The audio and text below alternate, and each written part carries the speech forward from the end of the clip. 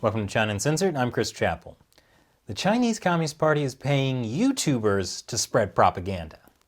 This is basically an open secret.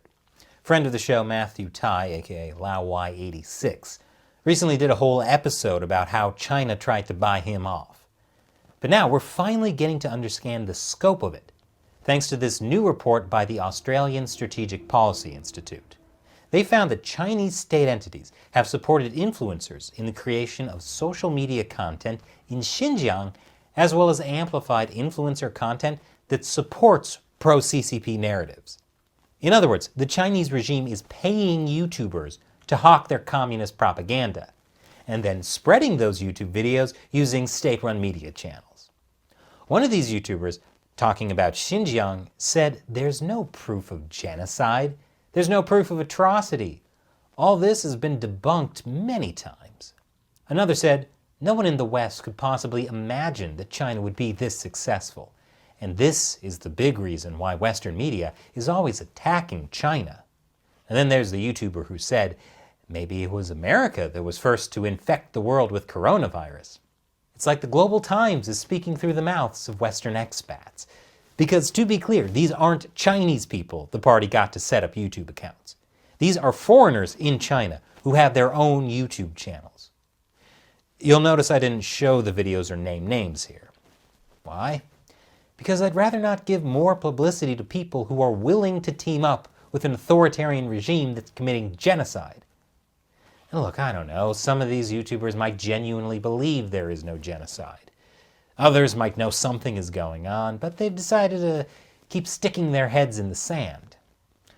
Whatever these YouTubers believe, one thing is clear. They're all being used by the Chinese Communist Party. This is a propaganda tactic the Chinese Communist Party calls borrowing a mouth to speak. Zhu Ling, the editor-in-chief of state-run China Daily, said, "We have always attached great importance to borrowing a mouth to speak, and use international friends to carry out foreign propaganda." Some of these YouTubers are directly getting paid to speak for the Chinese Communist Party. Others say they haven't taken money from the Chinese regime, but they are getting perks, like free travel and access. Their videos are also promoted by Chinese state-run media. Still, it turns out, selling out to the Chinese Communist Party hasn't made these channels that successful. Together, 6 of the most popular of these influencers have garnered more than 1 million subscribers. Wow, 1 million subscribers between the top 6 of them. So how is the Chinese Communist Party using these YouTubers to spread their propaganda? I'll give you the rundown after this quick commercial break, which I sure hope is there, because I'm certainly not getting any money from the party. Welcome back. So let me give you the rundown of how the Chinese Communist Party is using these YouTube influencers to push their propaganda. The first big clue is that these YouTubers are allowed access to places in China that Western journalists are banned from, like Xinjiang. That's where China has put more than 1 million ethnic Uyghur Muslims into concentration camps, which an independent tribunal just ruled was genocide. But guess what? When China is paying for your trip to Xinjiang, you don't get to see these massive concentration camps, which is fine because you can actually see them from space. But according to these YouTubers, Xinjiang is actually a great tourist destination with amazing cotton and happy dancing Uyghurs. In fact, Serpent Zede did a video where he showed footage from these YouTubers dancing with locals in Xinjiang, including them getting in each other's shots because they were all on the same state-sponsored Xinjiang tour. What kind of state-sponsored tour? The party provides free hotels and payment from city and provincial authorities. One YouTuber said they pay for travel, they pay for accommodation, they pay for food. But there's a reason the Communist Party prefers to get all of these influencers on state-arranged tours. And it's not just because state-run media reporters can then happen to find these foreigners in Xinjiang and interview them for more propaganda. It's also because when the party drives people around, it's easier to keep them away from things they shouldn't see, like those concentration camps. For example, according to the ASPI report, one Singaporean vlogger accidentally filmed 7 separate detention facilities as his plane was landing in Xinjiang.